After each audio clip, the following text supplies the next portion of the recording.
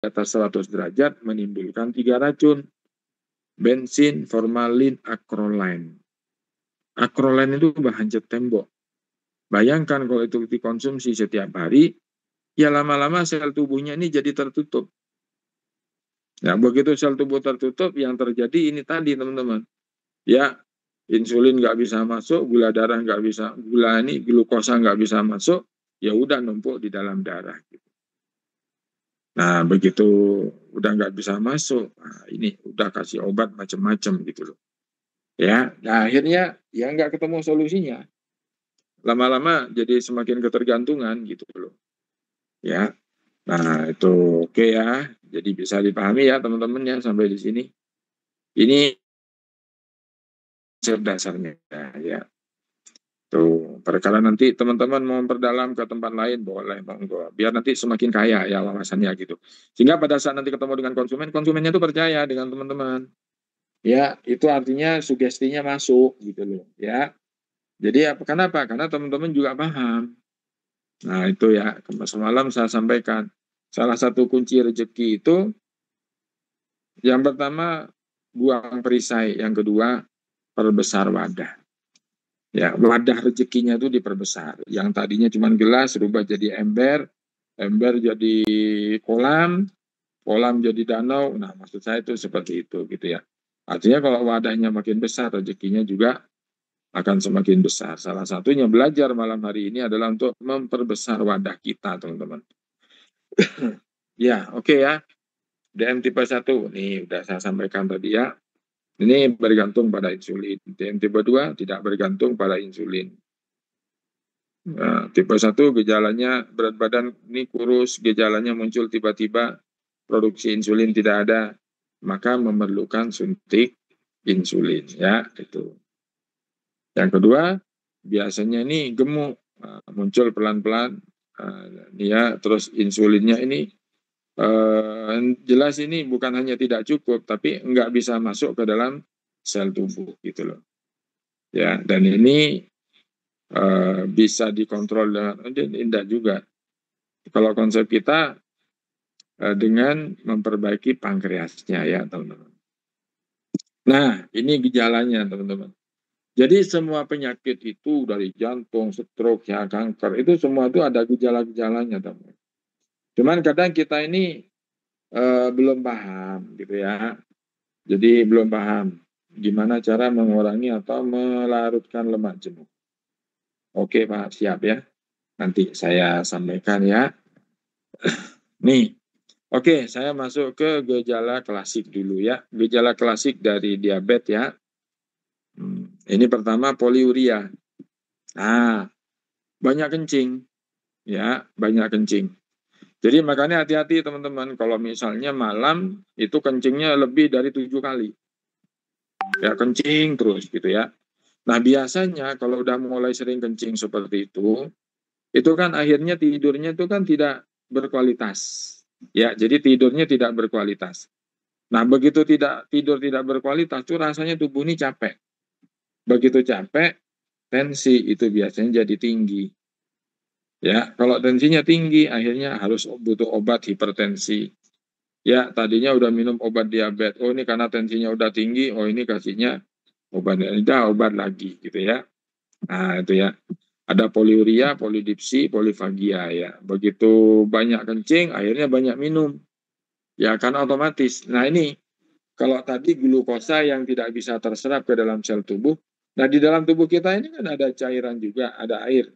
Nah, air ini sel tubuh pun itu juga butuh air. Tapi kalau ini nggak bisa terserap karena tertutup ages, lemak jenuh ini tadi, ya udah airnya ini nanti lebih cepat terbuang. Akhirnya apa? Ginjal membuangnya ini ya lewat air kencing. Akhirnya karena terlalu banyak cairan yang dibuang, kandung kemihnya ini jadi gampang penuh. Begitu gampang penuh, akhirnya gampang kencing. Nah, begitu cairannya ini kebuang banyak, nah, itu akhirnya minum lagi terus seperti itu gitu ya. Nah, jadi ya siklusnya seperti itu teman-teman. Begitu banyak kencing, akhirnya cairan kurang minum lagi ya. Itu ya. Jadi banyak kencing, banyak minum, banyak makan. Ya, jadi banyak makan. Karena tadi ya, glukosanya banyak, makanannya sebetulnya banyak, tapi nggak bisa masuk ke dalam sel tubuh. Akhirnya sel tubuhnya kekurangan makan. Begitu kurang makan, kontak lagi ke otak, otak kontak lagi ke perut. Perut akhirnya memerintahkan untuk segera makan lagi. Akhirnya banyak makan. Ya, makanya gejala klasiknya ini untuk diabetes, hati-hati ya, banyak kencing, banyak minum, banyak makan.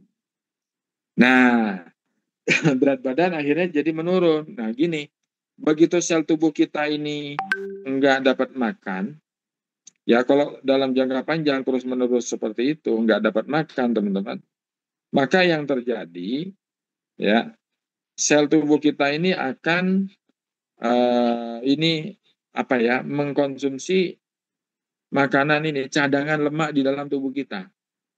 Itu namanya lemak adiposa. Nah, begitu lemak adiposa ini kemakan, ya, itu akhirnya Pak, ya berat badan ini turun drastis. Ya karena cadangan yang tadinya gemuk itu jadi kurus. Karena lemaknya ini kemakan oleh sel yang kelaparan ini tadi, teman-teman. Ya. Nah, itu gitu ya. Jadi begitu sel tubuhnya ini kelaparan, itu makannya lemak adiposa. Nah, lemak adiposa ini yang berbahaya itu akan menimbulkan semacam residu yang namanya asam keton. Nah, asam keton ini akhirnya itu kalau ngendap di kaki, jadi kakinya jadi kebas. Lama-lama kakinya itu nggak terasa, kok mati rasa ya gitu loh. Ya, nah ini ya, jadi itu karena apa? Karena sel ini tadi, sel tubuh kita ini mengkonsumsi cadangan lemak ya, yang berupa ini tadi lemak. Tuh. Ya, seperti itu ya teman-teman ya. Akhirnya nih sering capek, ya otomatis karena sel tubuhnya nggak dapat makan dan sering lemah sepanjang hari, kehilangan berat badan, luka atau goresan lama untuk sembuh. Kaki sering kesemutan. Nah, sering kesemutan ini tadi karena apa? Karena asam keton itu tadi. Ya, jadi sel ini makan cadangan lemak, lemak adiposanya tadi, tapi itu nanti menimbulkan sisa yang namanya asam keton. Asam keton ini nanti ngendap di kaki, akhirnya jadi kebas, mati rasa. Ya, gampang infeksi. Kalau ini nanti otomatis ya, kalau penyempitan pembuluh darah ini terjadi pada mata, ya akhirnya pandangan mulai sering kabur. Nah, itu ya. Cuman masalahnya kadang gini, begitu kalau orang diabetes, begitu apa ya, mata mulai bermasalah, terus yang dilakukan itu, mohon maaf ya, itu ke dokter mata terus, ke spesialis mata. Padahal sebetulnya mata ini hanya efek dari diabetes. Jadi sebetulnya yang harus diperbaiki terlebih dahulu diabetesnya. Karena mata yang nggak bisa melihat ini hanya efek, itu komplikasi dari diabetes. Nah, jadi sebetulnya begitu diabetesnya ini disembuhkan, sirkulasi darah jadi lancar, ya udah mata itu akhirnya kembali normal. Ya, jadi makanya banyak orang yang sampai menghabiskan duit banyak, ya karena ngejar nih bagaimana mata ini bisa melihat. Padahal sumber utamanya dari diabetes. Ya, nah inilah teman-teman yang kita sebut yang namanya pengobatan secara naturopati. Jadi kita mengobati, mencari faktor penyebabnya itu apa. Oh, masalah mata. Oh, ternyata faktor penyebabnya dari diabetes. Maka diabetes